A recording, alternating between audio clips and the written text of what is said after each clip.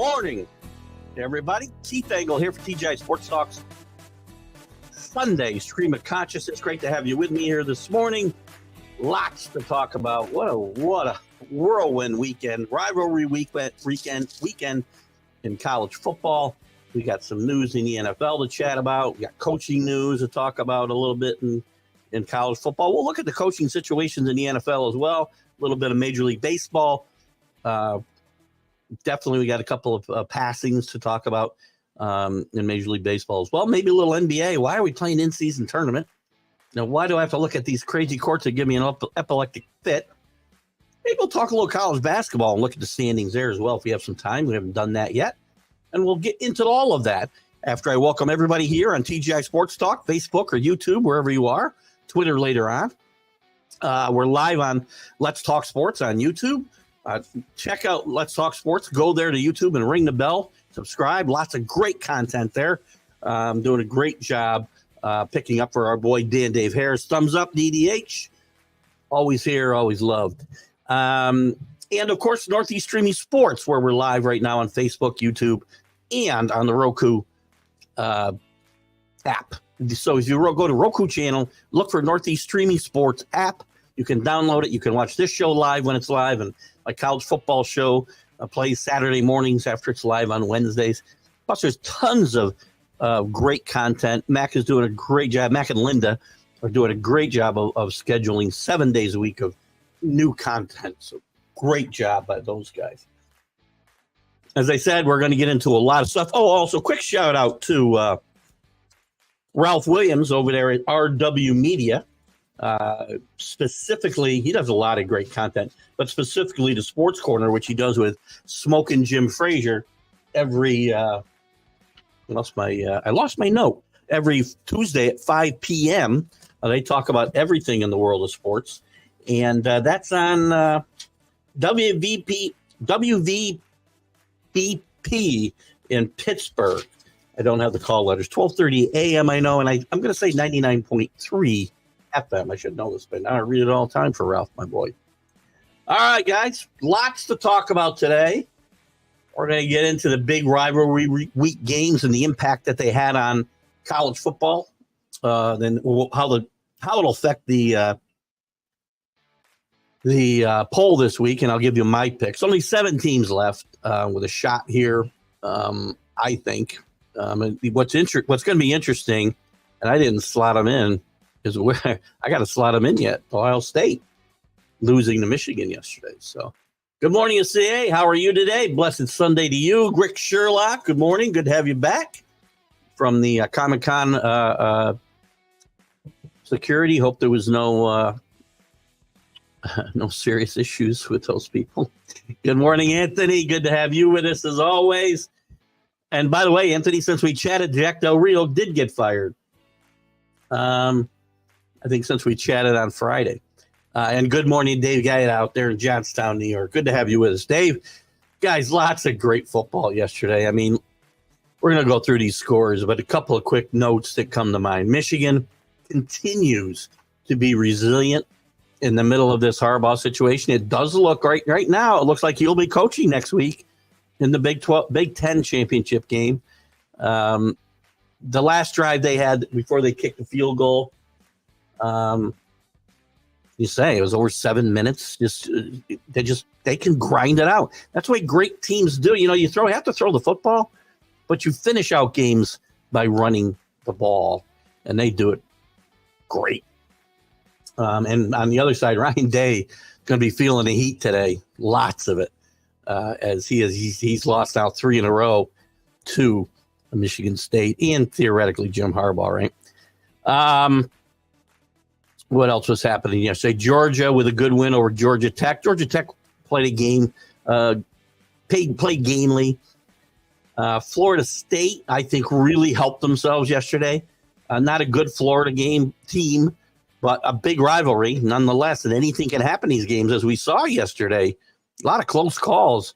Florida State, I think, without their starting quarterback, theoretically a Heisman candidate, probably not going to get there, but we'll talk about the Heisman in a second. They played great. They were down 12-0 in this game and came back and won. Not going away, but the defense was great.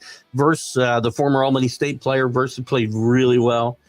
I like this team because they played. I think they're a really good football team overall. Running the football, they play well up front. They play pretty good special teams, and they make stops when they have to. And this team, I think they got to be Louisville next week, who loses yesterday to Kentucky. Bad loss. Kentucky playing under the cloud too of big time rumors that Texas A&M was going to hire a coach by the end of this weekend, and it was going to be Mark Stoops. And Mark Stoops says now, of course, take this with a grain of salt, guys. He says he's not going. We'll see if that happens or not. What else? Alabama sneaks one out with an unbelievable third and what was it? Fourth and 36, I think it was, right? 4th and 36 to be able to get in position to kick the game-winning field goal. They go to overtime. Anything can happen in that game. So big win for Bama over Auburn. I thought Auburn would give them a tussle in Jordan-Hare. They've won 4 of the last 8 that were played in Auburn, and Hugh Freeze's team fought hard. And congratulations to them. Washington barely sneaks that one. Again, against Washington State, who's not been playing well. But these rivalry games, again, you just got to be careful. Oregon, on the other side of that, Oregon blows out. Oh, by the way, Washington State have signed an extension to keep that rivalry going, even with Washington leaving. Oregon, on the flip side of these rivalry games being tight, they blow out Oregon State, who's coached, by the way, Jonathan Smith took the Michigan State job yesterday. And I think these coaches need to stay out the season. I have a question as we're talking about college football. Dino Babers, before I go on here, again, stream of consciousness, right? Dino Babers, a former coach at Syracuse, as we all know, was fired after the game last week. The school said he could stay on and coach. He's been getting ripped on the Syracuse chat pages, group chats on Facebook, social media, Twitter. Social media is Twitter. Twitter is social media. He's getting ripped for not doing that, letting the kids he recruited down. I get that argument to a point, but I just got fired. The school told me they don't want me around. I don't know if I want to stick around. You know, this is different than a coach who took a job like Jonathan Smith. We'll see whether he coaches in the bowl game. Sometimes they do, sometimes they don't. So we'll see what happens there. We'll go through all the scores here in a little bit. I know I had some comments I wanted to get to. Some good morning. Good morning, Kenny. Up on what's the temperature up there? We had a cold morning, man. We had some frost on the pumpkins this morning. Rick, I saw him in a trench coat, sunglasses, and fake mustache on the sidelines. I think that I saw that guy. I think it was Bobby Valentine. By the way, if you think he didn't have some contact somewhere during the course of this game, you're probably crazy. But he can't be in the stadium. Couldn't come and celebrate with the team. The suspension was through yesterday, not the end of yesterday's game. It was through yesterday, so he couldn't even come and celebrate with his team. And by the way, the one downside of this expansion to 12 teams next year, which I'm all for.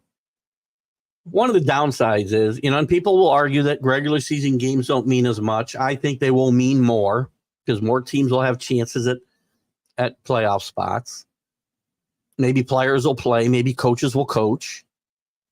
But this Ohio State-Michigan game is not ever probably going to mean as much as yesterday's game meant. They will have no divisions next year. Both of these teams could be theoretically in Indianapolis playing in the Big Ten championship game going forward after this year. Iowa has won the right to get killed by Michigan next week. So that's one downside. Again, I see mostly pros. This is one of the few cons. So Kneecap biting with the Motor City Lions. Good morning. Good to have you with us, buddy. Sorry your Lions lost on Thanksgiving. Tough game there. Let me ask you this, because I'm on college football for the moment, bud. What a lot of other college coaches in the rumors now. I talked about Mark Stoops for Texas A&M. I still think there could be a huge offer in the offering for Dan Campbell to potentially go back to his alma mater. The money, if you want to be, if you're going to coach, college football is a place to do it if you want to make money. Dan Campbell's done a really good job in Detroit. He may want to stay there and see if he can finish that job, but they're going to be a lure to go back to his alma mater and try to win a national championship there and get very well paid to do it. So I'm curious what your thoughts are there. Kenny, Alabama. I know you shouldn't let the refs beat you. True. But they did a good job and almost cost Alabama the game. I agree. Listen, when I say this, there is bad calls. There's definitely bad refereeing. I've never claimed that there isn't. My claim is, always, you can't put yourself in that position to get beat by bad calls and referees. I mean, I've gotten beat by them, whether it's my team or whether it's on a bet, but it's different. It's a little different for me when I'm betting. If I'm betting, then it costs me the game because I wasn't involved. But yes, there's a lot of bad refereeing.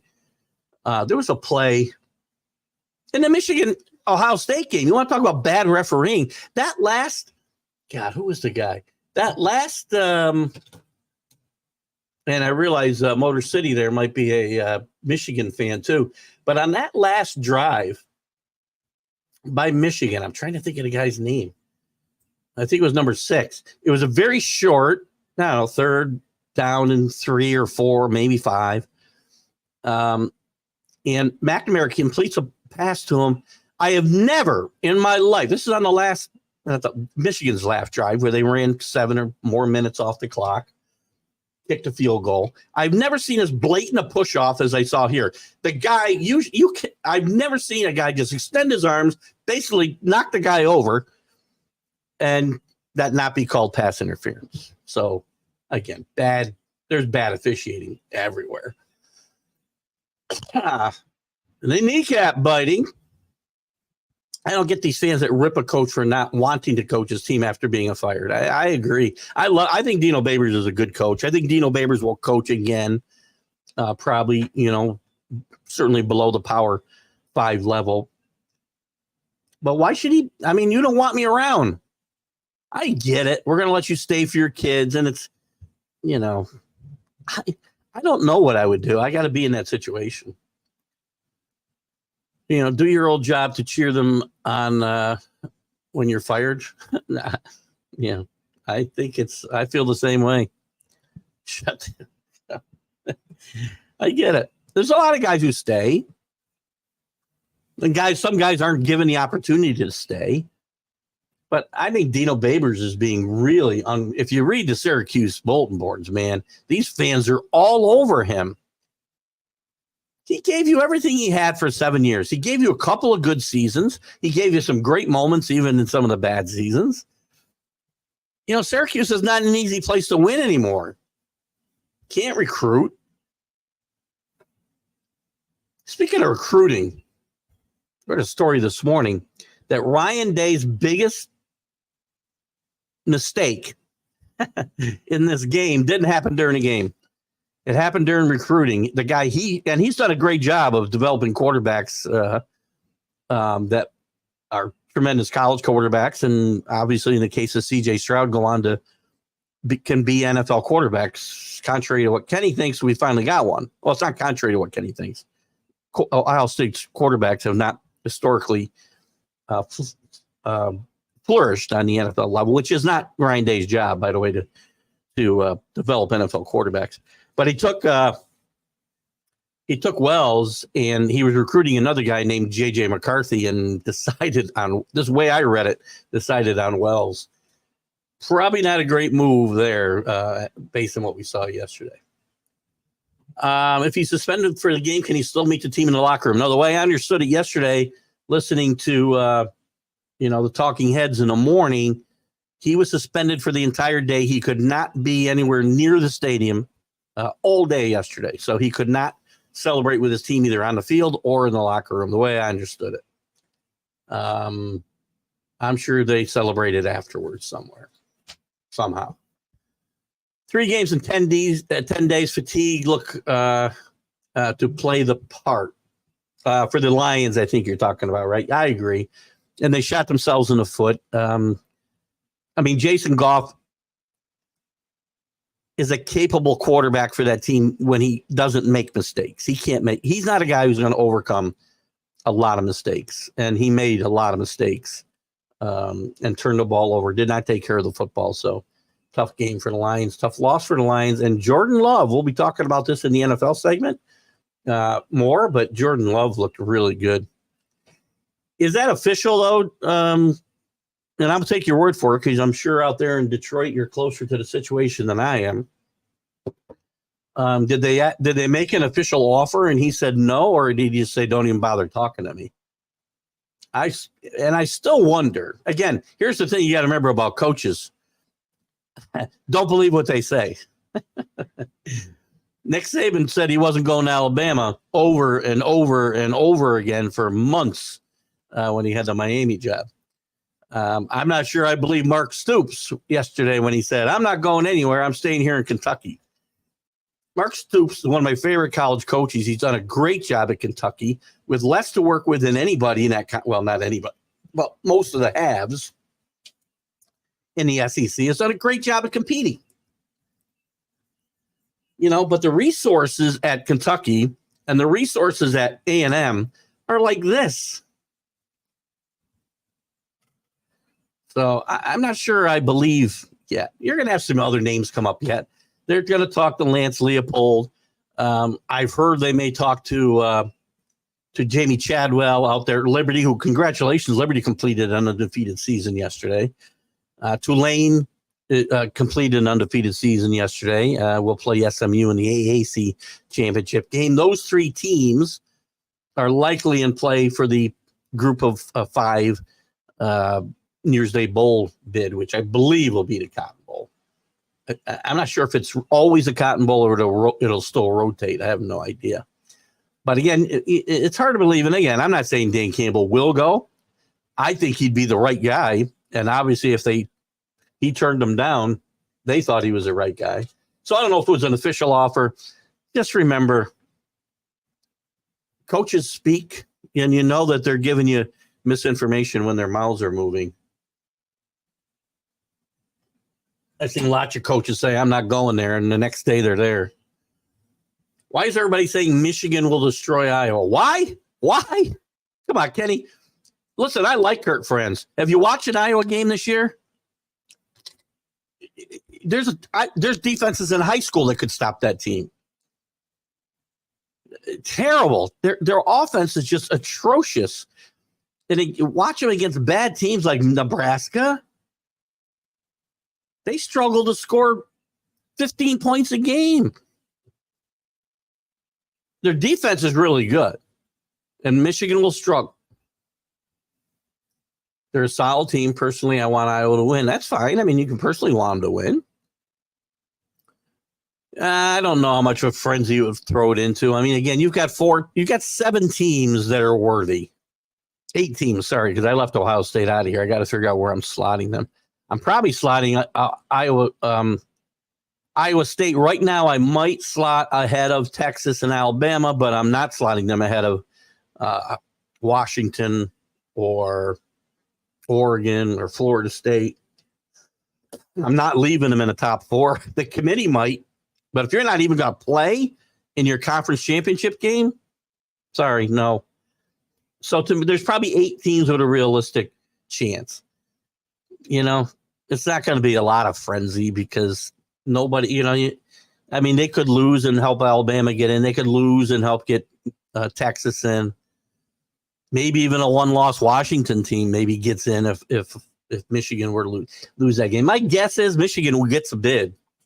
If Michigan loses this game, unless they're embarrassed, they'd still get a bid. We've seen this before. I'm giving them a bid over Ohio State for sure. Problem is, except for Ohio State, the schedule is not that tough for either one of those teams. Exactly. If your team plays to their potential, the refs cannot change the trajectory of the game. They can affect certain. Yes. If you play as well as you should, you're right. I forget your first name, Kneecap. I'm going to call you Kneecap from here on out. Yes, a play can happen that costs you the game on the scoreboard, but you haven't played, as he says, to your potential if a referee's call can beat you. Cornelius Johnson, thank you. Yes, big kid, nice player, made another great catch, I thought, on that drive as well. But that was just a blatant push off. I mean, there's not more. That's a textbook case of offensive pass interference, and they let it go. So refereeing on both levels is a little crappy. I was surprised Arch Manning played because the talk was that they had redshirted him. So apparently they did not. So this year counts against him. And it was a treat to see him play. He played very, very well. He did show what he could have been as a starter, and probably better than Ewins. So it isn't J.R. Ewing, but I know who you mean, Kenny. I made a comment on the Jamak and Jack show that I don't know if I'd be shocked if Arch started the game next week. It'd be a ballsy move by Sarkisian. And if they get off to a sluggish start, you might see him as well. They need to beat Oklahoma State, and they probably need to have some style points doing it. Because when we start comparing these one-loss teams, they could end up being compared with Washington. They could be now they're going to have one if they win the Pac-12. I do think the championship gives you an edge. Some people don't think so, but they could be compared with a one-loss Alabama team. Although now I really think after yesterday, Alabama's in if they beat Georgia next week for sure. But they could be compared with Oregon. They're going to lose that comparison. So, again, I think Texas still needs some help, and they need some style points maybe to get in. Love the missed extra points. However, missed a kickoff return. Back to spot. Oh, you missed it. I missed. Listen, kickoff return is one of the most exciting plays in football. And for the most part, the NCAA and the NFL have eliminated the play from the playbook. There is none. Call a fair catch inside the 5, and you get the ball to 25. Make them run it out. I don't like it either. I don't know if moving the kick. Maybe you could move the kickers back 10 yards. But the problem is, these are the type of plays that the football and the NCAA is no smarter than the NFL in this. They eliminate exciting plays and eliminate things that they're dangerous plays. The kickoff is the most dangerous play in football. We know that. That's why the guys who play in the kickoff team are sometimes, the craziest, or maybe always the craziest. But in a sense of, and it's all cosmetics for these leagues. They want to look like they care about injuries. I don't necessarily think they care about injuries. But this is a cosmetic thing they do to make it look like they care about the student athletes. Kneecap will call BS. Ryan Day didn't develop C.J. Stroud. His high school coach was a former NFL backup quarterback, and he was developed when he got to OSU. I'm not going to argue that point. Because my comment always is to, people who say, well, he doesn't develop NFL quarterbacks. I've seen a lot of college coaches get that knock. That's not their job. Their job isn't to develop guys for the next level. Their job is to win games in college. And until Ryan Day beats Michigan, his job is, who knows what's going to happen there. Maybe Ryan Day leaves town for Texas A&M. Who knows? But I get it. obviously he's developed to a certain point, and I will say this to your point, Kneecap, Ryan Day may have reined CJ Stroud in too much. If in fact, we saw it in the Michigan game last year. He played way too conservative. That's why they didn't win last year in my mind. And then when he took the reins off CJ Stroud against Georgia in the playoff, now they lost the game, but CJ Stroud had the game of his college career in my mind.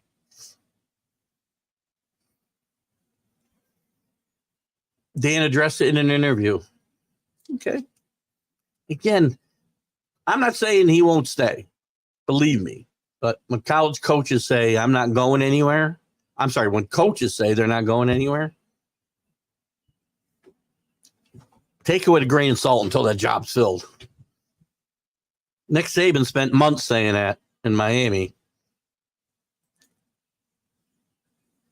Nick Saban's a goof. He is a bit of a goof, but he's also the greatest college coach of all time.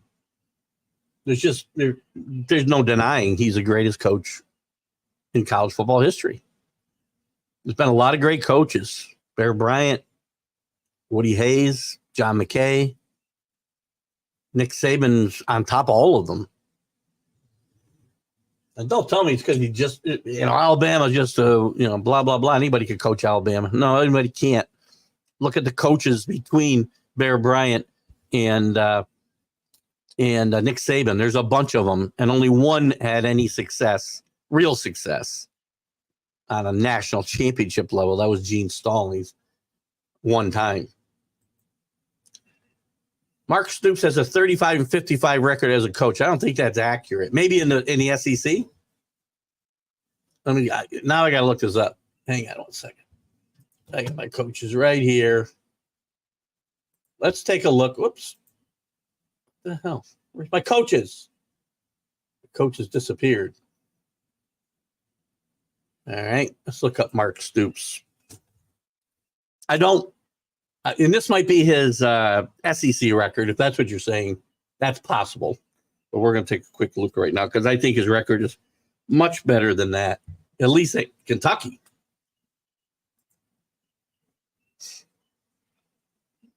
And now you get to call me out as being wrong if I'm wrong here. That's always fun for guys. Overall, 73-64 overall. At Kentucky, he's all his coaching. Oh, you're talking about the SEC. All right. Conference 35-55. Also driven, though, by his first 3 years, let's remember. 0-8, 2-5, 2-6. He took over a disaster of a program, and he's also taken them to 5 straight, and it will be 6 straight bowl games. A couple of them pretty good bowl games. He went to the Citrus Bowl. He went to the Gator Bowl. Citrus Bowl twice. He's finishing the top 20 twice at a place nobody before him was winning. Bear Bryant won there, 75 years ago. I think he's a great coach. I didn't say, Kentucky was a national contender, but I think Mark Stoops has turned down several jobs. I've not heard about James Madison getting a bowl game. We'll look up that news, Anthony. The only way they could get one, according to the NCAA, is they did not have enough bowl-eligible teams. By the way, they finished with a big victory this week and will not get to play in their league championship game. James Madison football news. Let me just see what we got here. Good call, Anthony.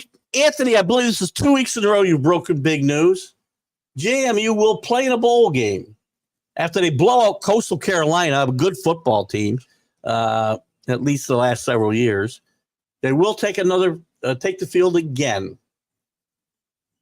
There are a shortage of 6-6 teams. That's why the Dukes are 11-1. So we don't know what team they will play in. They won't get a chance to play in the Jacksonville State was in the same situation, I believe, and they're going to play in a bowl game. So. They won't play for the Sun Belt Conference title, which we'll talk about those title games in a little bit. But great job there, Anthony. 2 weeks in a row, I believe you have broken some great news. Good news for James Madison. I don't care what bowl game it is. One of the stupidest rules in the history of the NCAA, who has a long history of stupid rules, is the fact that when you move up to FBS 1, you cannot play for 2 years in postseason. Why? Is somebody coming up to dominate out of the lower division? And Iowa has no offense. Agreed. That's why Michigan, listen, this won't even be close. This game will not be close next week. I mean, depending on what you think close is. They could win this game by 17. I think they'll win by more like 3 touchdowns or more. Jeremy. Maybe I knew that, Jeremy.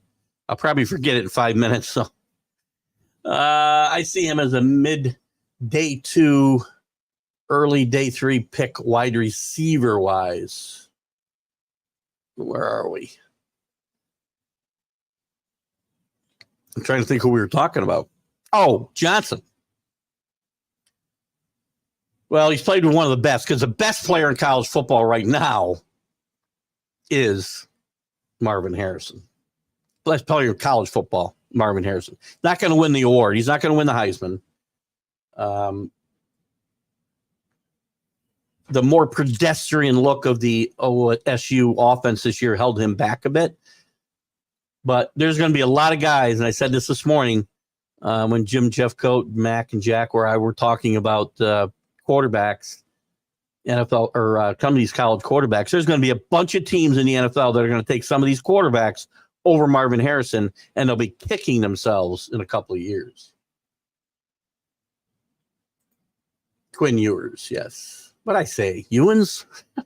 I did too, didn't I? Quinn Ewers, thank you, Jeremy. Mispronunciation is my shtick.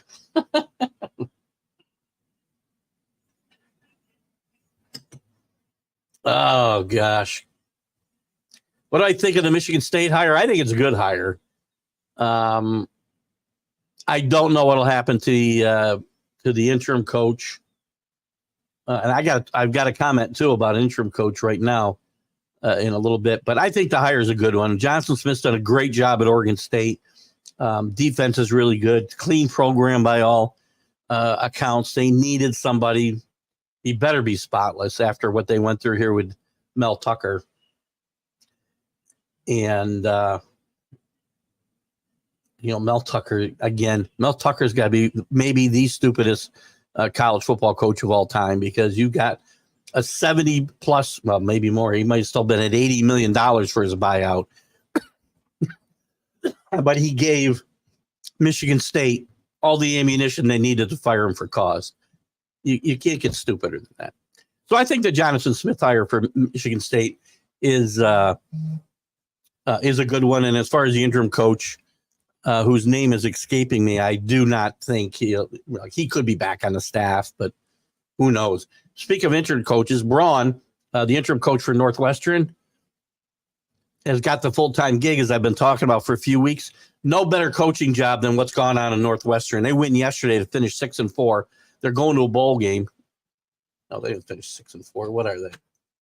Hang on a second. Let me get to that's not where I'm trying to go. Oh, where'd all my, somebody got rid of all my pages. I want to see what the record is for Northwestern right now. 6-4 overall, or 7-5 overall is the team. 5-4 in the Big Ten. Nice win yesterday. They have done a great job. I thought this team, with all that, everything going on around this team, they'd win 2 games this year. Great job. They're going bowling. Great job.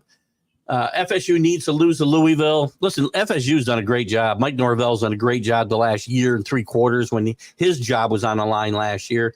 This team showed some great resiliency. They've got a 5th-year senior playing quarterback, so it's not like he's got no experience. He's played a bit, not a lot. So obviously, certainly since Jordan Travis took over.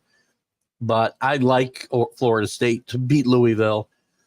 Louisville's too undisciplined for my taste, and I think Florida State will win. For Texas to get in, Louisville, again, I don't even know if that gets them in, to be honest with you. Let's see. So in your scenario, you'd have Michigan's in. Win or lose that game, Michigan's in. I think you can write it down. Michigan's in, even if they lose Iowa.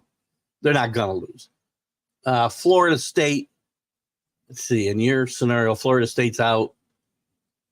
Washington's in. So you got, I'm not even sure they're in that scenario, Jeremy, because you'd have Washington, you'd have Michigan.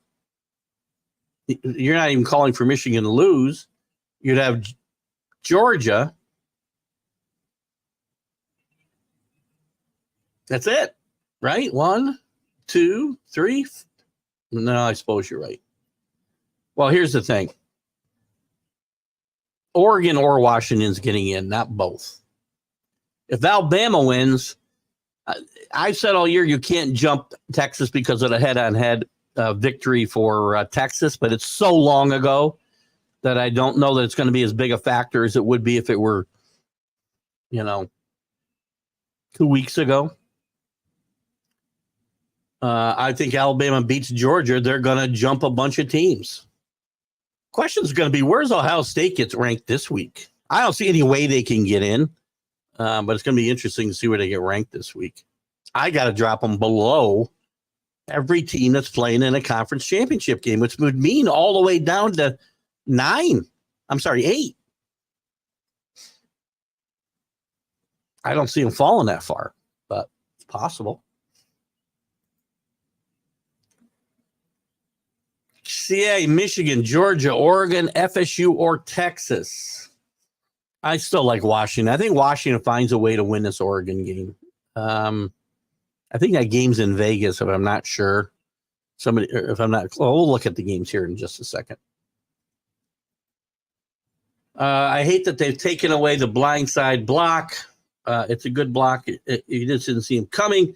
It's called head on a swivel. I look at, again, another rule that's put into, in their minds, protect players.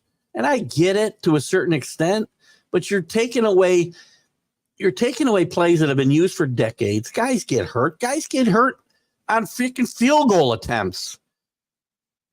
You can't take injury out of the game. It's a violent, dangerous sport. Players know it, coaches know it. And you can't legislate this stuff out of the game, or the game changes diametrically, and you cannot do that. Jeremy says there was a kneecap. I'm reading his name. There was a kickoff during the Detroit-Chicago game. The returner never called for fair coach, slipped and fell. The rest gave them the ball in 25. Luckily, Hutch got the strip sack and safety. So, again, referees. I mean, that happened. Guys see fair catches when there aren't fair catches. That happened to Iowa in the who the hell they played that day. They ended up losing the game. I was sick. It was when I was so sick. I was watching that game. I bet Iowa. And the guy did not call for a fair catch, and he ran back a long punt. I think they ran it back for a touchdown, if I'm not mistaken. They called it back because they said his hand went up. His hand didn't go up. I'm not going to wait till they offer me $20 million. Dan Campbell and this staff, they have been very transparent and honest in their tenure here. It's been very refreshing, to say the least. Well, again, it would be refreshing if that's the case, and if he sticks to his word, I'm happy for him. The SEC record is not. Again, it's really tainted, or not tainted, or it's the word I want to use. It's really skewed a bit, Jeremy, by the early years of his tenure there. This team was atrocious. He's done a good job. He's made that team very competitive, and he's beat some good teams. Anthony still believes Ohio State's season was going to fail because of their quarterback. He did, and then ultimately it did because Wells, who again played basically mistake-free football most of the year, that was his job. Game manager, as we call it today. He did a very good job, but he's not the guy you necessarily went out there when you got to go 80 yards with no timeouts and a minute and 20 left. He did a good job getting them to where he got them in midfield, and he throws a costly interception when they still had a chance to win that game. And I think it's interesting, very interesting, that according to reports, Ryan Day chose Wells over McCarthy as he was in the recruiting process. So it's interesting to hear stories like that. Doesn't a kid need to play in 4 games to be considered a redshirt? The rules have changed. You can redshirt a kid up to like week 7 now, but you can't have played. You can only have played X amount. You can't play 7 games. And I don't know what the number is now, Kenny. Somebody can kind of look it up if they want. I don't want to spend more time looking that up, but they have changed the rules a bit, and maybe they can still redshirt them. I don't know. But you can't like go the whole year, I don't think, and not play and then redshirt them. Maybe you can.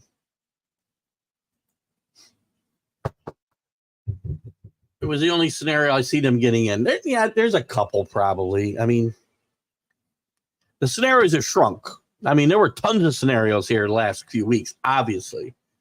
And what's interesting is still none of the top 9 teams, other than the one that played somebody else in the top 9, lost again yesterday. And I think since the first poll, if I'm not mistaken, since the first poll, the top 8 have won every week, unless somebody played somebody in the same slot. So there hasn't been a ton of movement in this poll like there have been in other years with teams moving up quickly. Some of these teams just had no shot to jump up the Tulanes of the world. Tulane doesn't lose to Ole Miss early in the year. I'm interested to see where they're ranked. Again, if Grant had different equipment, she'd be your uncle, right? But sorry, it's an old bad joke. They play without their starting quarterback. They were very competitive for over 3 quarters. But I don't know, they would not have had the same chance Cincinnati had a few years ago because you didn't have the volatility at the top. I mean, these teams have been winning week in and week out. I mean, the only team that's lost before yesterday, the only teams that have lost in the top 8 since the initial, I'm not even sure Oregon would count. Oregon may be one of those teams when they lost to Washington. That might have been the week before the initial poll. I can't remember now. But the only teams that could possibly have lost in the top 8 since the first poll would have been Oregon and Ohio State yesterday. I would think Oregon is favored to beat Washington. They might have been favored the last time, Anthony, at Washington. Oregon's playing great football. I really wasn't impressed with the teams they'd beaten necessarily until this week. Oregon State's a really good football team. It's a really good defense. They were a little undermanned this week, but, they just manhandled them for sure. You think Ohio State falls to 7 or 8? I can see that because I can't make an argument as they're not going to a championship game. They have no chance to improve their record. So they have no chance in my mind to get to the playoff now. I can't see putting them certainly not ahead of any of the unbeaten teams. We know that. Certainly not ahead of Oregon. Certainly not ahead of Texas. And I'm not putting them ahead of Alabama. So I could see them 8th. Yeah. So I'm assuming if you say 7th or 8th, the only team you can see possibly below them in the top 8 is Alabama. Pac-12 is in Vegas. cost them the game. Not sure which comment we're talking about there. I'm guessing. I'm not sure which one. 1-18 against ranked opponents. Well, there's a lot of guys. There's a lot of guys with bad records against ranked opponents. See James Franklin at Penn State. See Lane Kiffin, one of my favorites, at Mississippi. They cannot have played their 5th game. So at any point, and again, this rule changed a few years back. So Arch Manning's only been, I think, in 2 games. So we're saying right now Texas could still redshirt him. He could play in a Texas. So if that's true, I'm thinking he could play next week. He wouldn't be able to play in 2 playoff games, though, right? He could play next week and still get redshirted. Ohio State might drop. I thought there was after a certain week also you could not redshirt guys. Again, I could be wrong. Ohio State might drop to 6. So, Anthony, you're saying, so in your scenario, you've got them behind, let's see, Georgia, Michigan, Ohio State. I'm sorry, Georgia, Michigan, Washington, Florida State, Oregon. You got them right behind Oregon and ahead of Texas and Alabama. I can't see doing that.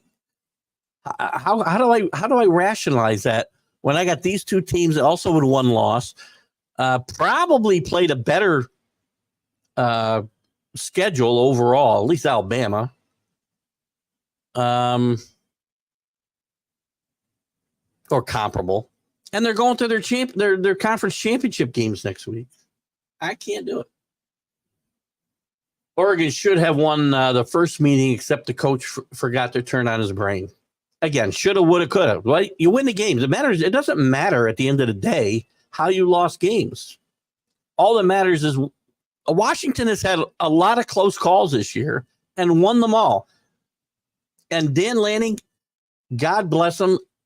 I'll certainly rip him for not going on 4th down at the end of the half. That was silly. Kick the field goal. But the call at the end of the game, the 4th down call, in my mind, I make that every time.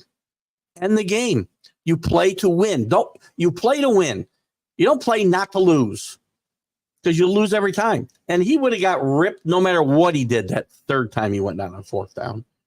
And I know most people's argument with the first 2 times he went for 4th down.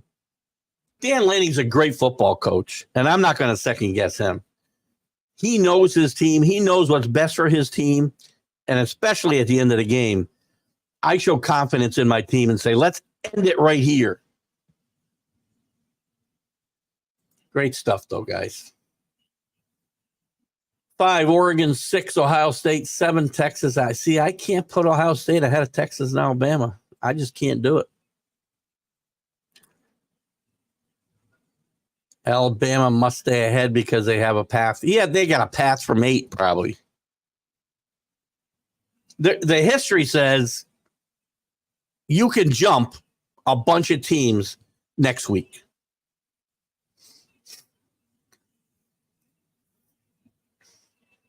I think Alabama wins and they're in. I don't care where they are. Ohio State did their usual thing and now should be out of conversation. No, they are out of the conversation. I don't care where they rank them this week, Kenny. That's just, conversation for, whatever. How far do you drop them? Doesn't really matter because they're going to have 0 shot to move up. Well, I shouldn't say that. I mean, if for some reason they see if for some reason this committee, and you never know what these committees are going to do, if they see fit to put them 5 and you get Georgia losing in front of you, Michigan losing in front of you, Washington losing in front of you, and Florida State losing in front of you, God knows what could happen. Now you could have the frenzy that you wanted, Kenny. I think I say Ohio State 6 because of their schedule was tougher. Yeah, but again, how can we put them in a spot where we might consider them to get to the top 4 when they don't even play in their conference championship game? I know we've seen it happen, but I think it's ridiculous. And we won't have this argument next year. That's the good part of the 12 teams, right? I talked about a downside of the 12 earlier with that Michigan-Ohio State game maybe never meaning as much as it meant yesterday again. But with the 12 teams, all of these teams will have a shot. I mean, with a 12-team playoff, and again, and I know John DeLon's not with us today, my resident SEC elitist. There's not going to be a 3-loss team. If it were a 12-team playoff this year, you would not see a 3-loss team in it. If Alabama wins, Georgia may only drop to 4th. That's possible. And again, it depends, I think, on what happens elsewhere, right? Michigan wins, they're not going to they'll be in. Washington wins, they'll be in. Florida State, they'll be in. If that happens, then Georgia's got no shot. You cannot put a 1-loss non-conference championship team ahead of undefeated conference championship teams. So if Michigan, Washington, Florida State all win, unless you're saying they're not going to move Alabama ahead of Georgia, which can't happen. In that case, it's going to be Alabama with the 4th spot and the 3 undefeateds ahead of them. Remember, money draw is the second biggest thing. Well, it might be the first biggest thing, but any of the teams we're talking about, it isn't going to matter. Didn't Ohio State jump a few years ago? The year they won the national championship under Urban Meyer, they jumped from like 7 to 4 the last week. Passed, I believe, TCU. It was a big stink that year. That is a situation that keeps a few 1-loss teams out. Alabama beats Georgia, but you doubt it. I think Georgia is going to win that game. Again, I'm on record. No matter what I say during these scenarios, potential scenarios, I've been on record as saying Georgia is going to win their 3rd consecutive national championship and become only the 2nd team to do so. So you're saying Georgia loses a game to a non-top 5 team and still ranked higher than Ohio State? Yeah, because they lost her. Yes, because they lost in their championship game, Anthony. That's the only reason. That's the only reason. So, guys, I'm going to step away for just a second. Don't go anywhere. Put those thinking caps on. And I will be right back after this quick break.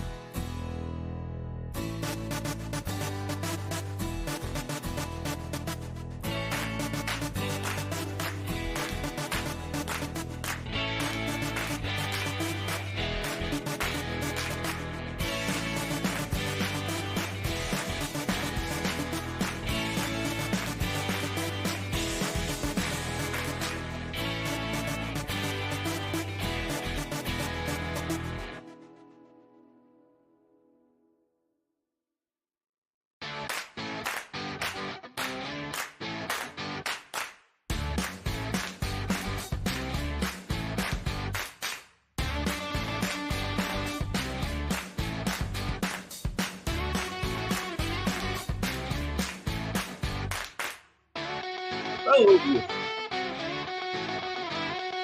All right, guys, we're back. Sorry about that. Got to turn my camera off, too. So where were we? Yeah, so back to Anthony's question. Where's Anthony's question again? We got a lot of... let's see. I thought... There we go. So, again, this is a scenario that won't happen anymore with a 12-team playoff, right? They'll play it out on the field. Ohio State's definitely going to be one of the highest ranked teams after the 6 or 5, I guess, next year, automatic bids. So from here on, we get to play it on the field.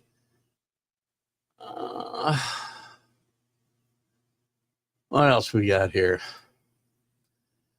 Fonda, yes, congratulations to the Fonda Fultonville Braves.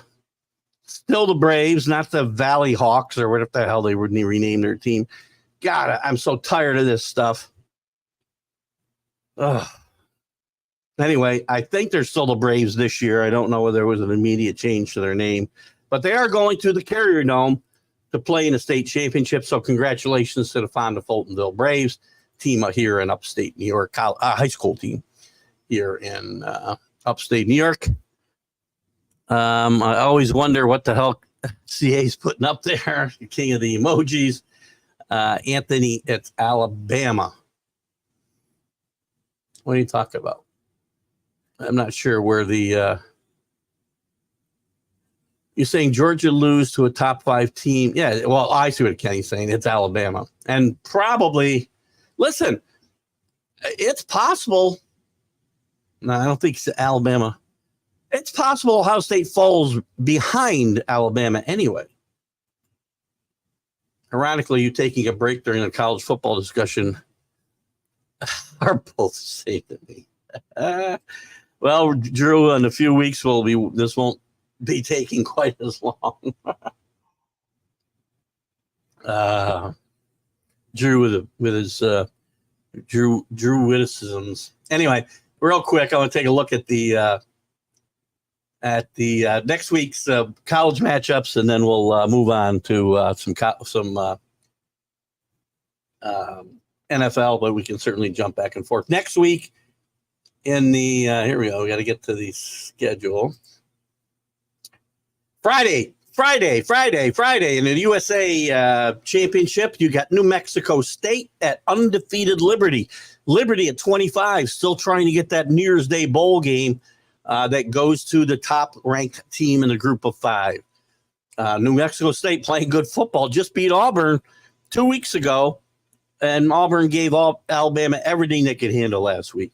And the matchup, one of the big matchups, Friday on ABC at 8 o'clock, it'll be Oregon at Washington. That's number 6 at number 4. It is in Vegas, so, of course, most of these teams are played at a neutral site now. At AT&T Stadium in Arlington, you're going to get Oklahoma State, number 20 at number 7, Texas. Again, huge playoff ramifications. And the MAC, no playoff ramifications. I do think Toledo really ought to be in the play for this New Year's Day bowl game. They've had a great season. I believe they won 10 or 11 in a row now. They're going to play Miami of Ohio. That game will be at Ford Field. In Michigan, Detroit, Michigan, home of the kneecapper, Jeremy. Georgia, number 1 Georgia, plays a number 8 Alabama. That's at Mercedes-Benz Stadium in New Orleans. SMU and the AAC will play Tulane, number 23. Another team still alive for that group of 5 championship. They'll play at Ullman Stadium in New Orleans. Appalachian State will play Troy because James Madison's not allowed to play in the Sun Belt championship game just yet. That game will be in Veterans Memorial Stadium in Troy, Alabama. Michigan will play number 17 Iowa at Lucas Oil Stadium in Indianapolis. And Louisville will play Florida State at the Bank America Stadium in Charlotte. There's one to be determined and I'm having trouble figuring out who it is. Let me go to the standings. What league did I not represent? Somebody's having a hard time with their tiebreaker, I'm thinking. Who the heck is it? I think I might have, I got to go backwards here. Now we're going to move on to some NFL. Shit. Excuse my French. I know that's not French turf, by the way. AAC, ACC, Big 12, Big 10, Conference USA we got, Mid-American we got. Oh, the Mountain West is still undecided. I don't think they can figure out their tiebreaker. They got 3 teams, Boise State, San Jose, and UNLV, who just very evenly matched. Air Force took themselves out of this. They were undefeated until 4 weeks ago. I think they've lost 4 games in a row now. Just a bad, or 3 out of 4 at least. Just a bad finish for Air Force and Coach Calhoun. Took themselves right out of this, but I think they're having trouble figuring out the tiebreaker between these 3 teams. There was a couple of those situations. So there's your conference championships with the Mountain West still up in the air.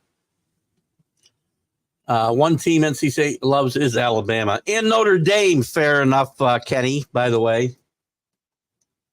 Let's be fair. You talk about money, you talk about Alabama. Let's not leave Notre Dame out of this. They're not in play this year. I understand that. But historically, Notre Dame gets the benefit of the doubt. So let's not forget that. It is about money. We know that. You're sort of like when he goes to baseball. Touche. Kenny would like to see Major League Baseball eliminated. Let's move on. We'll move on. Before the fights break out. Where was I? So college football, we can go back if you guys want to talk about it, but let's jump into some, whoops, that's not it. Let's jump into some NFL. The NFL hits week 12. This past week has been very interesting. We found out about a fight after the Steeler game last week.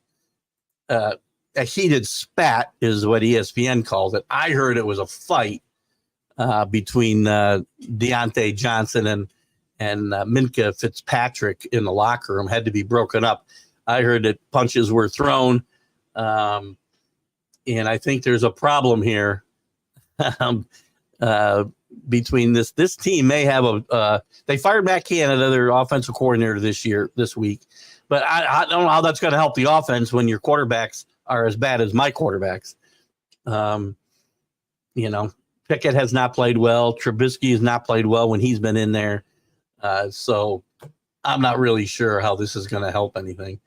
But maybe it shows the team's got some fire, and somehow this team is in play. We're going to go around the league, look at the games. We're going to look at some coaches maybe in trouble. But right now we want to look at the news. And Drew, I know that when we get to baseball, I have 3 rest in peace for you today that we'll talk about a little bit. So I did not forget that. I talked about it a little bit, I think, at the top. And I know I had it in the preview. And I talked about it on the MLB show on Sunday. The Jets with another horrible it doesn't matter who plays quarterback. Boyle's going to stay the quarterback until Rodgers comes back, if he comes back. He says December 10th. If this season's gone, why you, again, knowing who Aaron Rodgers is, I guess I know why, but why come back and risk, injuring yourself further where you hurt your chances of beginning next year, and being able to go through OTAs and training camp full force. But Aaron Rodgers, again, he's got a mentality where he's going to say, I did it, where nobody else could do it. Cam Akers came back from this injury as fast as anybody. I think it was 5.5 months, if I remember. And I think Rodgers wants to show he can do it faster. It's just this mentality. And again, it is in this case, this would be all his ego and nothing to do with the team.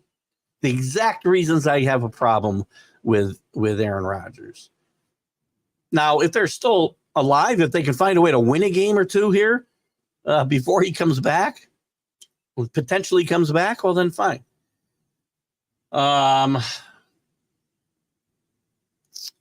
What else? Jefferson's out again for Minnesota this week. Another season-ending injury for a player at Meadowlands when Jalen Phillips suffers a season-ending Achilles injury, torn Achilles. By the way, I didn't tear my Achilles. I ruptured my Achilles, and I'm not a professional athlete. This is in 2008. I was working from home for 5.5 months, much less getting ready to play football. I was in a cast for 3 months. So I don't understand how that's going to actually happen. But what happened last week quickly in the NFL? We'll go through these games quickly. I know the Patriots had their best week of the year last week, not playing. We were happy to see that, and they get to play the great Giants this week. Last week, obviously, the big news was Joe Burrow got hurt in the Thursday night game, and they lost to the Ravens. I think the Bengals are going to rally a little bit. I do think this team is good enough. I like him at home this week, getting points against the Browns. We'll talk about that coming up. Browns did beat the Steelers 13-10. Then we had this fight afterwards. Interesting, they went with Dorian Thompson Robinson, the rookie out of UCLA. He didn't play horribly, didn't play great, and the Bears defense finds a way to win this. Bears got a really good defense, and now they may be the only team. And with the criminally complicit quarterback out, I might even be able to root for them a little bit. Last week, the Lions, we know they lost this week. They did beat the Bears. They had a rally to beat the Bears in this game. They were down 12 points, I believe, in the fourth quarter and came back and won this game. The Packers, with Jordan Love playing really well last week, playing really well this week against the Lions. Against the Chargers have not, record-wise, this is not impressive, but it is not a bad defense. There's talent all over that defense and offense. And Jordan Love has maybe his best game as a pro until this past week, which we'll talk about in a second. Raiders lose again to the Dolphins. I don't see any way that Antonio Pierce keeps that job full time. The Giants and the Commanders lose and give up 31 points. Jack Del Rio fired. We talked about this, I think, on Friday's Are You Serious show. He hadn't been fired yet, but shortly after that, he was fired. I think Anthony called for his firing for sure. I'm going to get to some comments here, and before we get into this week's games and talk a little bit about coaches in trouble. The Cowboys, again, great performance last week, great performance this week. Dak Prescott has played very well. I know Kenny doesn't like Dak Prescott. I've had my things to say about Dak Prescott. Dak Prescott's playing great football. The Cowboys are playing great football. They need to win some playoff games, or we're all going to say the same things. Jaguars continue to play well, beating the Titans. Texans surprising everybody. C.J. Stroud, not his best game. He had 3 interceptions. He only had 1 going into this game, but he did throw for 336 yards with 2 touchdowns to lead this team for basically a comeback win for the Texans in this game. 49ers just dominated the Buccaneers, and they also dominated the Seahawks on Thursday, which we'll talk about in a second. The Bills run over the Jets, and the Jets, it's just ugly. Rams win. Broncos win. Eagles beat the Chiefs in the game of the week. Broncos rallied to win over the Vikings, by the way. I like the Broncos maybe to make the playoffs now. They're really playing good football at the moment. Good enough football at the moment. But there's a lot of bad teams out there. And the Chiefs in the game of the week fall to the Eagles on a late score by the Eagles to win this game in the fourth quarter. What do we got comment-wise about stuff going on? Oh, let's see. Now move let me move this into the correct week, and then we'll get to your comments.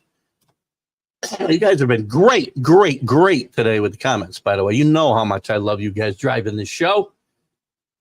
Oh, boy. What do we got here? Ironically, Anthony Price still on the NCAA a little bit. One team that we said that. Said that. Anthony to break a tie to do what the movie Friday Night Lights did, and all the coaches coach a flick. Maybe that's what it is. Is that what it is in the Mountain West? I don't know why they haven't got to figure it out yet, but I guess that's what it is. I know there was some very complicated tiebreakers in all the leagues. The Big 12, fortunately, Oklahoma State won out, and there was a chance that there was going to be like a five-way tie. God knows what would have happened then. Boyle was so much better than Wilson. I hope that's an eye roll I see there. Listen. Far be it for me to defend the Jets. Patriots fans don't defend the Jets. But this isn't all Zach Wilson's fault. The offensive line has been atrocious. He has very little time to make decisions back there. I've heard people talk about how he stares down receivers, and I don't see that. I see him looking at his first, second, and third options. Now, that's not to say he always makes his best decision of where to go with the football. But when he has time, he does scan the field. Let's blame some other guys here. This is a great defense, number one. They've given up some big plays. They're on the field way too much. And it's a shame that this team is potentially going to waste this great defense with this atrocious offense. But the line is a joke. The play calling at times is a joke. I know that Daniel Hackett was hired to coach Aaron Rodgers and not Zach Wilson, but they're doing him no favors. And when you sign guys to $44 million contracts like Alan Lazard, and they play like freaking Devontae Parker, to use a reference close to my heart, they drop balls, they run the wrong routes. This isn't all Zach Wilson's fault. It's just not. And Robert Saleh, I'm not sure Robert Saleh can ever figure this out. But he'll get a pass this year because of, you know what? All of Saleh moves are to make Rodgers happy. Won't come back unless they're still alive. I'm not sure, Drew. His ego, regardless of the team's record, and he may not come back and play a lot, but his ego will drive him, in my mind, to come back faster than anybody else. And again, I believe Cam Akers is the fastest guy to ever come back from this in football, I think in 5.5 months. This would be what? October, November, December. Barely 3 months later, he'd be back playing. I was in a cast still. Now, a rupture is different than a tear, and I ruptured mine. But I was in a cast for 3 months after the operation. And again, I'm not a professional athlete anymore. I'm just kidding. I do think he comes back because that's his freaking mentality. The thing I hate about the guy, he's got a me first attitude. Now, I'll give him kudos for being around a team trying to help Zach Wilson. Not sure why they don't play all NFL games on hospital grounds given the injuries this year. Again, I will say one more time, we blame the league does all this stuff. They say they want to protect injuries, players from injuries. They change the rules on kickoffs, and they change the rules on punts, and they change the rules on blocks. And, we're going to go back to all grass fields probably at some point because the turf is so dangerous. And again, those are non-contact injuries, so I really should leave that part out. Guys are going to keep getting injured until you get hit more than just in the games. You can't get hit in OTAs. You can't get hit in training camp except the 10 days you can wear pads. And during the exhibition games, which none of the starters play and get prepared for the season to get hit. You can't hit once the season starts except on game day. And if the NFL Players Association wants to keep doing that type of stuff, then they're hurting their own cause and they're getting their own players hurt. Because guys, again, you guys who played more football than I did should understand that learning how to absorb a hit is a big part of football and keeping yourself healthy enough. I mean, not healthy, but healthy enough not to risk major injuries. You don't see that today. But your point is certainly irrelevant, Drew. Stick to baseball. What is that for? By the way, I had the funniest, a little sidebar here since it is the Stream of Consciousness show. A little sidebar. For some reason, we had some guy on the Are You Serious show pop in. I can't remember his screen name. First time I'd seen him. And the only comment he made and then he left was the guy with no hair looks like he's plotting to take over the world. I don't know what I looked like that day. I don't think I looked a whole lot different. If I look like a guy plotting to take over the world's pretty freaking safe is all I can say. Oh, my God. I didn't shave today either, by the way. Not that you can really tell.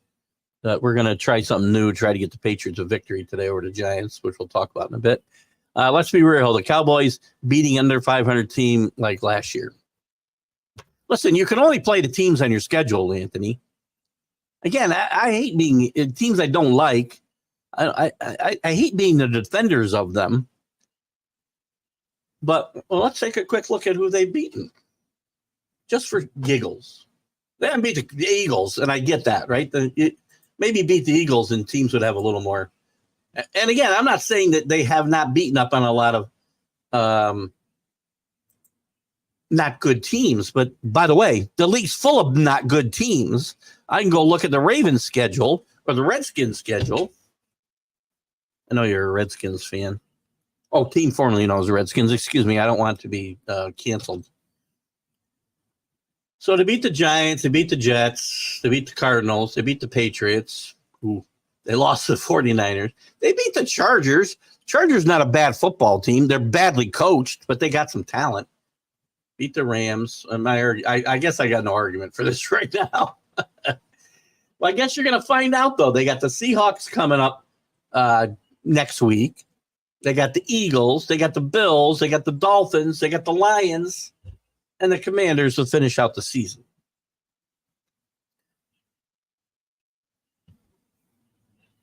They win some of those games, the argument's moot. Again, you can only play the teams on your schedule. You know? And Dak's played well. Now, I will say this about the game the other day. Dak played great. The defense wasn't great. We saw Jack Del Rio get fired after the game, or not after the game, but shortly after. The kid Bland, who's a good player, and I talked with Jim Jeffcoat, former great Cowboy lineman, about this morning on the Mac and Jack show. He's a great young player, and I know Stephen Gilmore's on the other side, who's probably going to be a Hall of Famer, but he's also not in his prime. So Bland sets a record for pick sixes in a season. But my point's always going to be, you're not getting thrown at. Great cornerbacks don't get thrown at enough to get those types of plays. Deion Sanders, Ty Law, name any guy you want. Mike Haynes, Mark Haynes. Great cornerbacks don't get thrown at enough to have, number one, a lot of interceptions, and number two, certainly not 5 pick sixes in a year. Now, that I don't want to take anything away from Bland, and I guess quarterbacks are making the decision to stay away from Gilmore, and maybe they should throw at him more. But the record is a little bit misleading in my mind. I always take interception leaders with a grain of salt because those guys are getting thrown at a lot for a reason. What else we got here from Jeremy? Coach ever lose in Chicago? Definitely in trouble. By the way, people are down on Fields. Josh Fields, when he's been healthy this year, has played pretty good. He's got 12 touchdowns, 6 interceptions, runs the ball very well. In the NFL of today, he's a valuable commodity. And Everlose, which I like that name, is not going to be around to see it. And it's going to be very interesting to see what the Bears do this year if they have a first or second pick.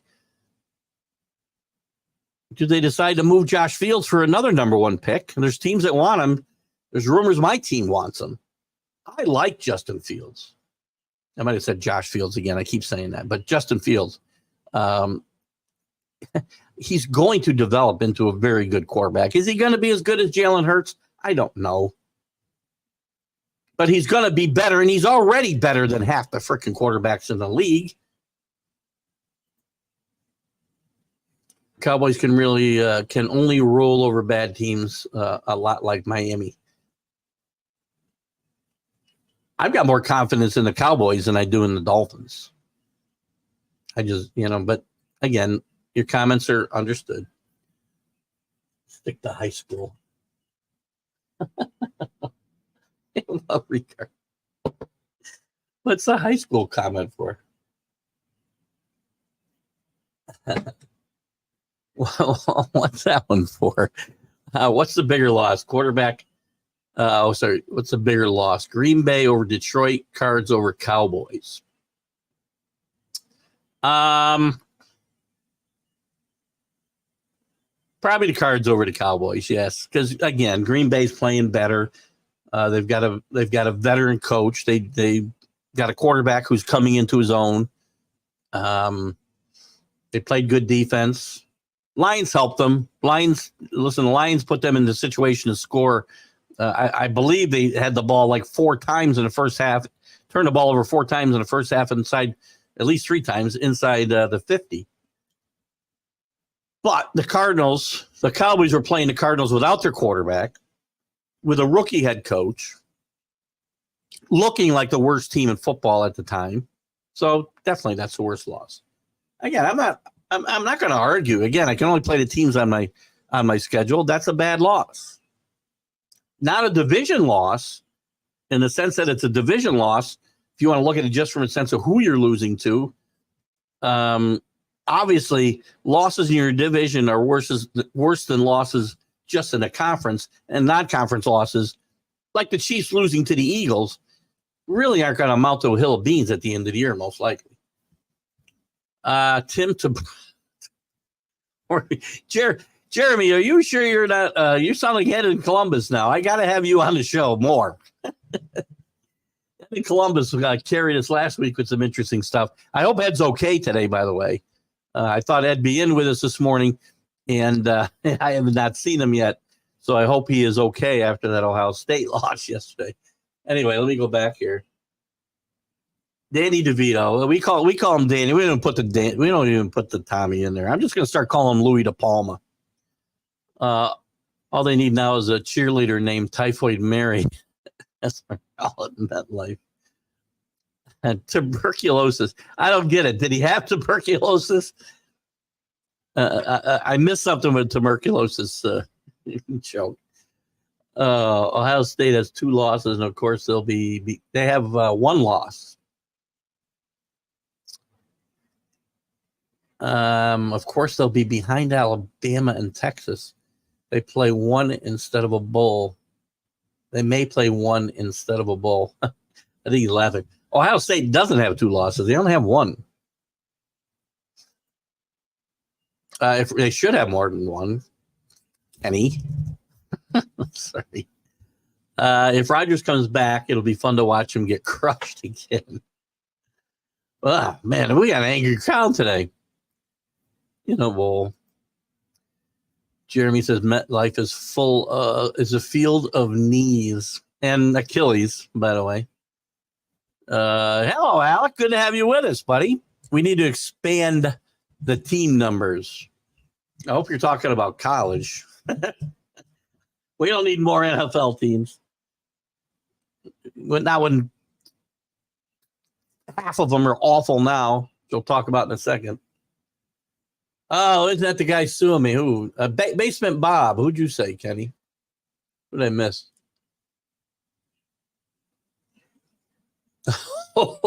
Basement Bob's the guy who threatened to sue me for my playoff expansion vlog.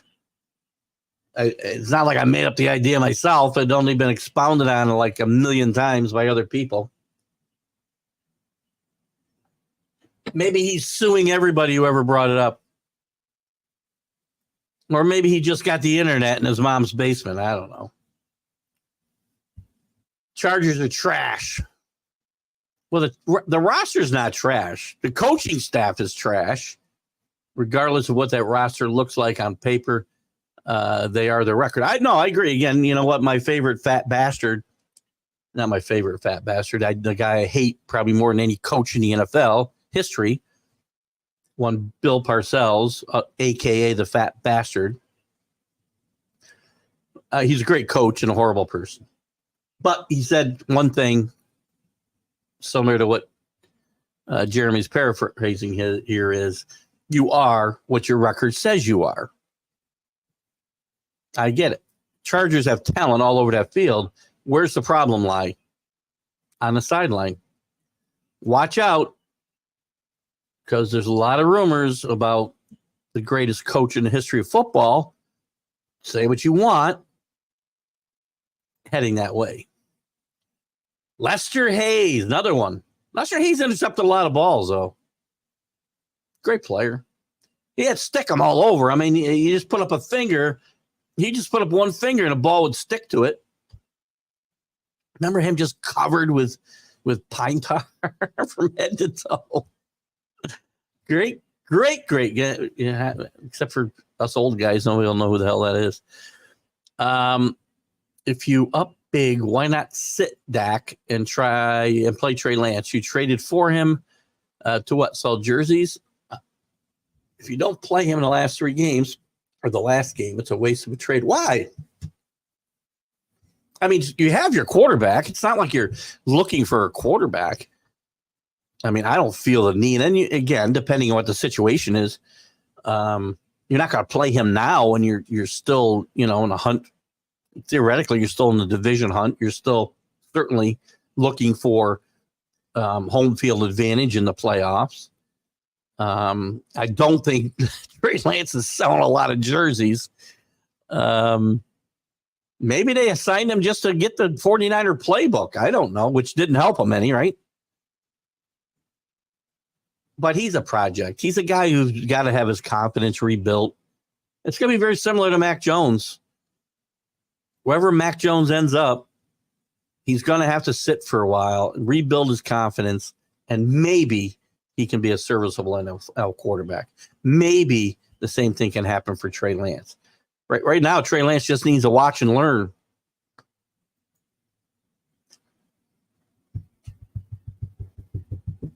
Actually, why? My team was great for 20 years, basically, and they never did that. Or rarely did it. I mean, in blowouts, Tom Brady being there till the last series. In games that meant nothing, the starters started, because you have to keep players on a routine. And again, your record's not good enough at 7-3 to say play the backups.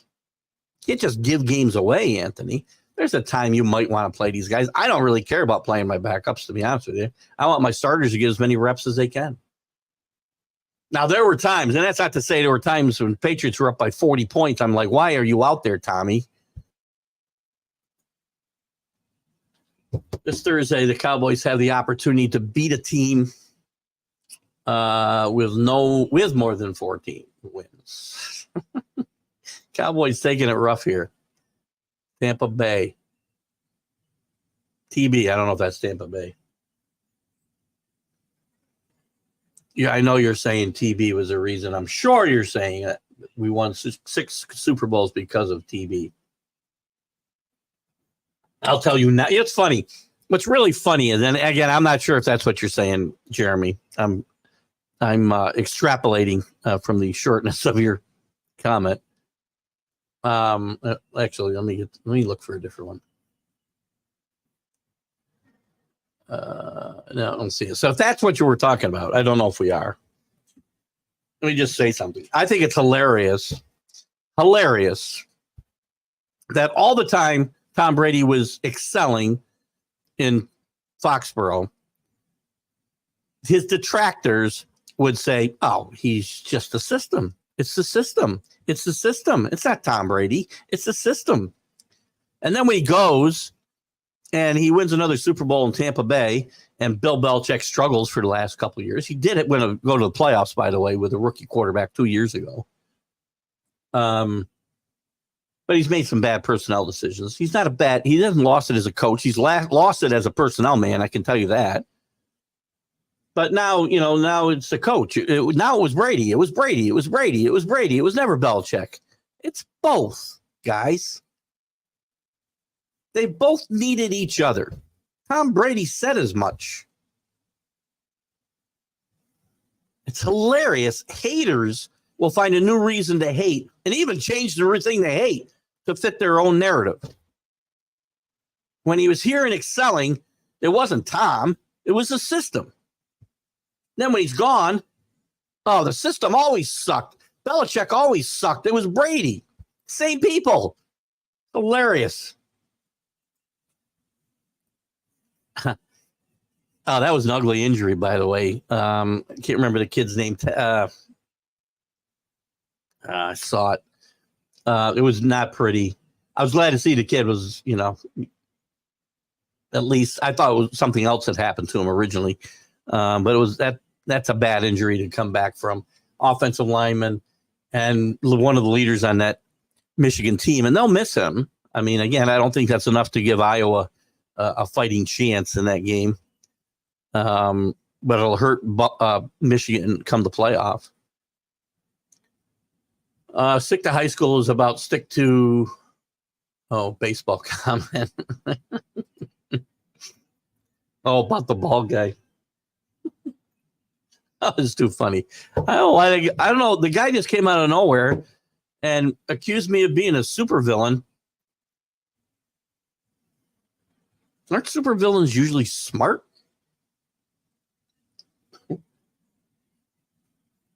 I'm not sure why I look like I was plotting to take over the world. I look at basically like I do now. TB. TB. Sorry. We're not being in the medical field or really having much medical discussion on my show, Jeremy. I do know now. Now that you put it together, I get it. TB. I do need security, right? I got guys stalking me now. Rick, I'm a little concerned about my safety. Breaking news, Indiana head coach fired. Tom Allen out. I'm not surprised there. I've been talking about that pretty much in the college football huddle every week. Tom Allen had one good year at Indiana, really. That was the COVID year. They finished 12th in the country that year with Michael Penix Jr. as his quarterback, by the way.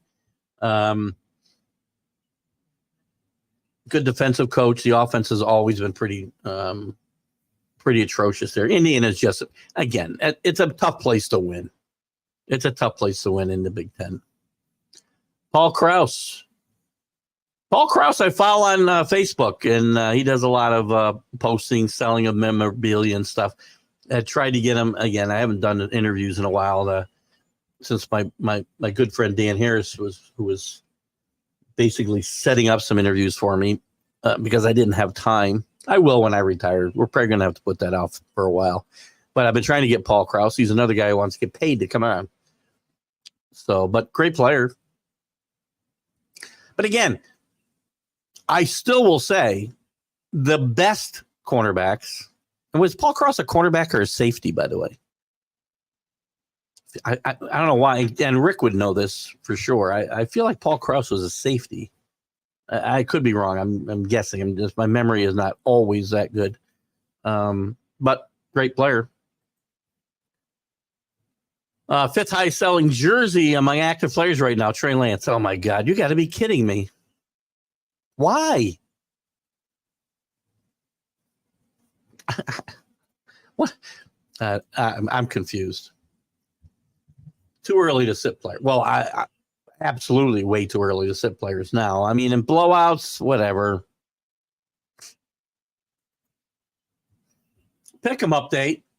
Rick is only 1 point behind the leader. Good job, Rick. Drew's treading water, tied for ninth. That's almost drowning like I am. I'm reaching for your ankles to try to pull myself up. Keith is still in second to last out of 16 pickers. I've changed my strategy now, Drew. I'm trying to pick losers. Just as hard. That's not true. You know, it's amazing. I've had a tremendous season so far. Well, this weekend's not off to a great start in the cigar box, but I lead the way in winnings in the cigar box. And now I'd probably jinx myself. But so my overall picks, and college has really carried me. I mean, I didn't have a good weekend. I went 1 for 3 yesterday. The only game I won was the over in North Carolina State. And I bet Ohio State plus 3.5 and Louisville. I did win on I got a push on Ole Miss Thursday and Friday. Can't remember what happened Friday. Anyway, we've had a good season, even in the NFL. Usually, I bet 3, unless there's weird week like this week where there's games spread out. You can only bet X amount of money, so I bet 3 college games and 3 pro games. So there's been plenty of weeks where college has carried me, or there's plenty of weeks where pros have carried me. So my best bets have done well. But overall, and I'm blaming a lack of game. I mean, these freaking games are atrocious, absolutely atrocious. So I don't spend a lot of time. All I do is just go pick. Spend very little time. Oops. I pull out a handful of games that I like. And then the rest of them, it's just pick winners. Zach Zinter, thank you. One of the leaders of that team. Safety for Krause. Thank you for that. Thought I was right. Thank you, Rick. Once in a while, the mind clicks, right? You're 3-1 so far this week. Good.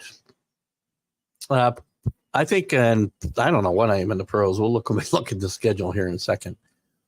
Paul and I chuckle when your picks don't go well. I don't. I've had a good year, and I'm up a decent amount of money. I was up. It's funny because I was probably in a similar spot last year, and I had a swoon just about now. I ended up losing money for the year, so I went pretty bad the rest of the year. So I probably just jinxed myself as well. Patrick is saving you on fantasy football. He is, but not enough. I mean, my record is not good in any of the leagues. I play in 2 leagues that are worth some money. And I have Patrick in one and Josh Allen in the other. And I am just similar. Well, actually, I guess I'm all right in the TGI Sports Talk League because of the divisions. The other 2 leagues don't have divisions, and I'm like right now I'm on the outside of the playoffs looking in with just a couple of weeks to go before the playoffs start. So I need to win 2 in a row in both of them, and one of them's worth a bundle of money. So that's the one I really concentrate the most on. But yes, Mahomes has certainly been a saving grace most weeks for sure. Let me take a quick look around the state. That's what I want to talk about here in football. I do want to get to a couple of quick baseball notes, mostly a couple of passings. And I do want to comment about the NBA a little bit, why we're playing in-season tournament and all that, but we're running out of time. So let me go around. You know what? I'm just going to go through the today's games. Let's look at the games that have already been played, by the way, first. Why don't we do that? And I'll make some comments about coaches in trouble and whatnot before then. So a coach that might have been in trouble in LaFleur in Green Bay, I think the last couple of weeks, I think he's doing a good job. And I think he might have been in trouble. But with Jordan Love now starting to look like an NFL quarterback, I know it's only a couple of weeks, but he's played pretty well. Great win, as we've talked about, for the Packers. Even if you want to say the Lions pretty much kicked the game away. The Cowboys, 45-10 over the Commanders. We know what happened there. Bland sets a record. Prescott has a tremendous game against a bad team. I get it. And they fired their defense coordinator, Jack Del Rio, just a first. What's the point of firing your defense? Nothing's going to change. Nothing's going to change. In Pittsburgh, if they fire Matt Canada, what's going to change? You don't have a quarterback, so you're not going to play any better. The Seahawks were just dominated at home. I like the Seahawks this year, and they were just dominated at home. I don't think the score was as close as 31-13. Again, they kept turning the ball over. I mean, they had 0 yards offense, like in the middle of the second quarter. And this shows you Brock Purdy, when he has all of those weapons healthy, he's like the best quarterback in football statistically. 75% of his passes he completes, and like a 118 QB rating. It's a lot worse when they're not all healthy. I like Brock Purdy, but he's a guy who can't carry that team on his own. Sorry, Alec. I like the guy. Just can't carry the team on his own. The Dolphins 34-13 over the Jets. We all know what went on here.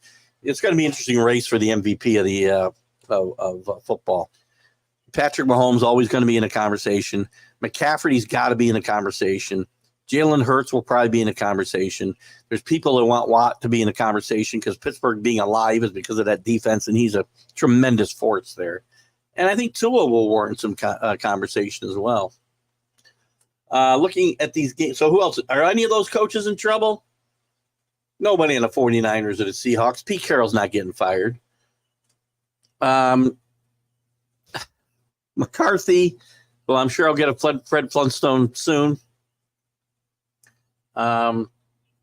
Maybe, depending on what happens in the playoffs, he could have an issue. Today's games, we'll go through quickly so we can get to your comments. Patriots over the Giants. I'll take the Patriots. I'm not picking against them. Both these teams stink. Patriots a 4-point favorite on the road is probably stupid. I will not be betting this game. I'll give you my bets here in a second. The Saints, another road favorite, 2.5 over the Falcons. I'm going to take the points at home with Falcons. The Steelers and the Bengals. Bengals getting 2.5 at home. I'm taking the Bengals. I know Burrow's out. I know it's an inexperienced quarterback, but that kid's no worse than the two guys playing for Pittsburgh. I think the Bengals rise up and try to keep this team alive in the playoffs race. I'll take the Titans minus 3.5 over the Panthers. Let's see. I was talking about coaches. We know Bill Belichick's situation. Probably going to be parting ways with the Patriots after the season, but it's not a sure thing. And they'll probably be looking for a draft pick if he wants to go coach somewhere else. The Saints coach, I think, could be in trouble. Falcons coach, Arthur Smith, could be in trouble. Panthers, Frank Reich's probably in trouble. I like the Titans today. And Mike Vrabel is probably in trouble as well. Buccaneers, Lovie Smith's probably in trouble. I like the Colts to win this game today. Jaguars and Texans, nobody in trouble here today. I will take the Jaguars on the road. I don't like to give points on the road, but it's not a lot. It's a game in it. It's 1.5.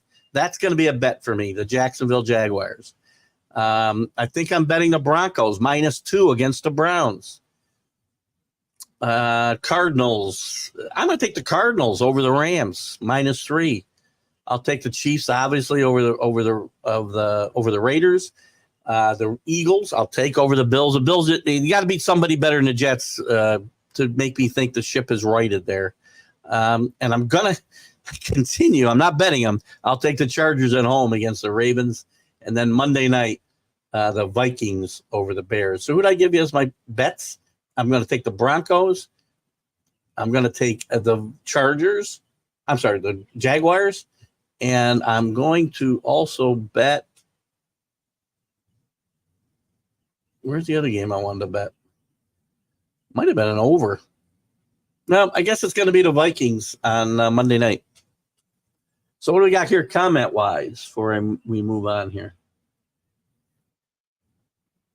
Yeah, I was going to get to I'll come back to that, Jeremy. That was one of my baseball comments I want to talk about. Willie Hernandez, he talks about rest in peace, Willie Hernandez. I do want to say a few words about Willie Hernandez and Ron Hodges and also Chief Nakahoma. Mercole, Hardiman placed on the IR, Tony out, drop passes, go away. Still the best team in the AFC, by the way. All this happens. These injuries happen all the time. People write off the Chiefs. And next thing you know, they're in the Super Bowl winning it. Andy Reid has really, really risen up the ranks of great coaches, I can tell you right now. I belittled Andy Reid for years for his clock management, game management, and playoff games, including a Super Bowl against the Patriots. And that's all changed. Marshawn Lattimore put on the IR. Hurts the Saints big time. Yes, it does. I don't like the Saints. The Saints are not a good football team. If they didn't play in the NFC South, we wouldn't even be talking about them having any chance. And if they make the playoffs, Derek Carr doesn't win playoff games. He should have beat the Bengals a couple years ago when they went to the Super Bowl. And on 4th and goal, he doesn't even get the ball to the end zone at the end of the game. That's classic Derek Carr. Come up small as possible in the biggest moments. Kyron Williams, and I back off IR for the Rams.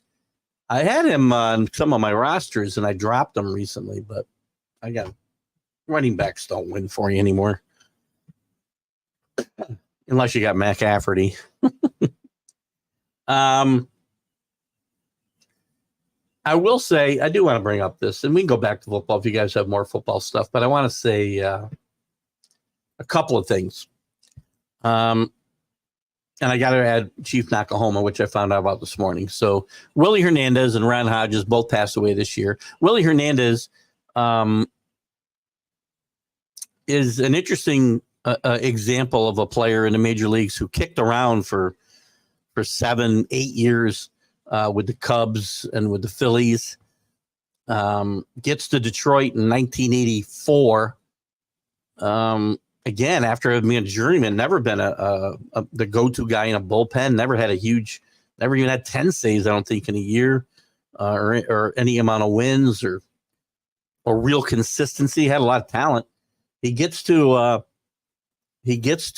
Detroit, and he wins the AL MVP and the Cy Young in the same year in a dream season for the Tigers, which I'm sure Jeremy remembers. Well, if you're old enough, Jeremy. Remembers very well. I remember it very well. I remember the San Diego Tiger World Series very well. Greg Nettles, one of my favorite Yankees of all time, was playing on that team, so I was kind of rooting. And Goose Gossage was there, so I was kind of rooting for the Padres. As much as I can root for a team that's not mine, it's very hard for me, unless I have money on it. But Willie Hernandez had 3 great seasons, including that one. Went to the All-Star game 3 years in a row. Just became a great player overnight. And I'm sure holds a great place in the hearts of Tiger fans, as they haven't been anywhere close to the World Series since then. I'm sorry, take that back. They did go with Jim Leland. No, I take that back. They have been there. They did not win. But Willie Hernandez was tremendous in that season. And we wish his family the best in this very difficult time. And Ron Hodges, much lesser known than Willie Hernandez, most likely. Somebody might be going, who the hell's Willie Hernandez? Ron Hodges played his entire career mostly as a backup. He did have 1 year where he played a lot after John Stearns had an injury, but played his entire career, I want to say 11 years or so with the Mets. I think in his debut, he caught a shutout from Tom Seaver in 1973. He had a couple of big moments in that pennant drive for the Mets in 1973. Not related to Gil Hodges, by the way. And we wish his family the best. And we found out this morning that Chief Nakahoma, who was the Braves mascot for many a year until that became politically incorrect, Sorry. I always need some coffee when these things come up. Anyway, he passed away. Gosh, he must have been an old timer, by the way. How old was he? Yeah, I don't have it in this here. Some interesting moves too this week. We're waiting on, and when it comes to baseball, I'm going to talk about that, and we'll get to your comments about baseball, NFL. Finish it up with whatever you want. I was going to try to get to couple of things on my mind. We got baseball free agency ready to start. I don't think the real big moves will start till Ohtani. Ohtani signed somewhere. You'll see, similar to the manager situation with Council. I think you'll see that'll be the linchpin. Although you've had a couple. Aaron Nolan signed with the Phillies for 7 years for $172 million at 30 years old will show you that these guys are never going to learn their lesson. Never. These owners and GMs always fall into the same trap. And it's going to set, a market for other guys that are, and Aaron Nolan's is not a bad pitcher, but he's not a great pitcher.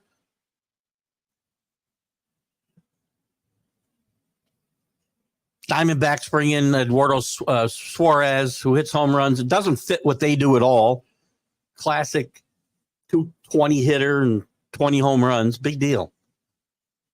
Plays a little third base. I mean, he better than what they had. Evan Longoria is gone. But he doesn't fit anything else they do. One of the reasons I liked watching this team through the playoffs was the way they played the game. Not 3 true outcomes. Put the ball in play. Move runners. And Paul DeJong signs with the White Sox. Also, the NBA playing in-season tournament. I don't even understand the whole freaking thing. They're playing on these courts that give me a freaking epileptic fit. The games count in the regular standings until they don't. When we get into, I don't know, December something, once these early rounds are played and they settle on the teams that they're going to play in the semis, and the Knicks are doing very well in this tournament, by the way. I don't think the games will count in the standing. So I don't understand the whole freaking thing, why you have to do it, why you have to confuse things. Kenny Gifford will probably say it's money, and he's probably right. Because nobody cares about the NBA in November or December. It's behind college football. It's behind professional football. And it's just another gimmick that the league doesn't need. And the college football or college basketball standings, the only thing I wanted to point out there real quick, and if this elicits any conversation, any of this elicits any conversation, we'll take your comments here in a second. College basketball's been underway for a couple of weeks now. No surprises at the top as you've got Kansas, Purdue, and Arizona. Marquette, the surprise last year, up there. UConn up there. Houston, Tennessee, Creighton, Duke are your top 10, and Miami are your top 10. All good teams last year. Last year's sleeper, Florida Atlantic, is in the top 25 at number 19, 2-1. James Madison, who is not moving into Division I basketball this year. They've been playing Division I basketball for a long time. Lefty Driesell coached there years ago. They're 4-0 and in the top 22. They're number 22 in the top 25. So some interesting stuff. Colorado in the top 25 interests me. Carolina is 3-0 and then is in the top 15. Texas A&M under Buzz Peterson is 4-0 at 12. So mostly they're playing these holiday tournaments and whatnot. We don't get into league play till after the first of the year, but I thought I'd just touch on college basketball a little bit, which we'll do more in the college sports huddle after football is over. And maybe we'll sneak a little in during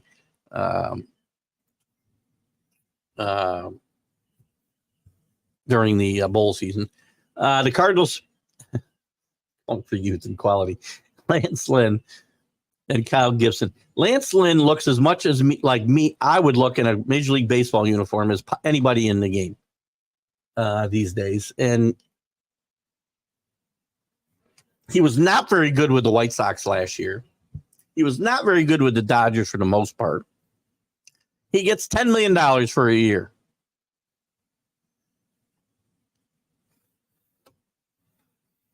I wish He's going to stink. And Kyle Gibson is, in tremendous shape compared to him. Give Sparky Anderson credit for putting Hernandez in at closer. If Sparky is a great manager, one of the few to win World Series in both leagues. Sparky turned things around with that Tiger franchise, and we're not very good when Sparky got there. The Reds never should have fired Sparky. I'm sure they regretted it very quickly because the first year that he was gone, they made the playoffs under John McNamara, but after that, they went into a wasteland for a while. For the most part, I mean, they had a year here and there, but they missed Sparky, and Sparky revitalized the Tigers. Sparky Anderson, I still think he's in a Hall of Fame, but people don't talk about Sparky when we talk about great managers enough. Sparky was very, very good. And kudos to him for seeing some the potential in Willie Hernandez and turning him into the closer. And closers, by the way, still at that time were not just I want to start the ninth inning with nobody on base, and it's the only way I want to come in. I remember a very important moment in that World Series, guys, because Goose Gossage came from the Yankees, I think that year. Him and Nettles both came that year in 1984. And we're a big part of that San Diego pennant winner in the NL. But there was a point in Game 5, which the Tigers won to wrap up the series, which I believe the score was tied, a couple men on, and Kirk Gibson's coming up. First base is open, and Gossage won't walk him. He wants to pitch to him because of his machismo, right? And if you watch the highlight films of that World Series, you see Sparky talking to Gibson from the dugout, going, "He don't want to walk you." Stupid move, because Gibson hit one to the moon, and that was the end of that series. But I remember that very, very well. Kirk Gibson had a couple of big home runs in the World Series. He had another one that you might remember against the Dodgers. Or I'm sorry, against the A's as a Dodger. Nobody cares about the NBA ever. Well, I still care about the Knicks. But again, when it comes to the NBA, once the playoffs start, I've got some interest, but I can't sit here and watch regular season games for 5 months that mean nothing when half the league makes the playoffs. Even the NHL. I mean, NHL playoffs in NHL is a much better than a regular season. And the NBA, grasping for too many straws in this type of thing. Got to get ready to wrap it up. We got a few more questions. Went to college with Sparky Anderson's grandmother. What? How's that possible? How is it possible you went to Sparky? Kenny, Sparky Anderson had to be 30 years older than you, so his grandmother had to be 60 years older than you. How could you have gone to college with him? I hope you get an answer in here. Mark Robert Shug, good morning. Mark pops in late.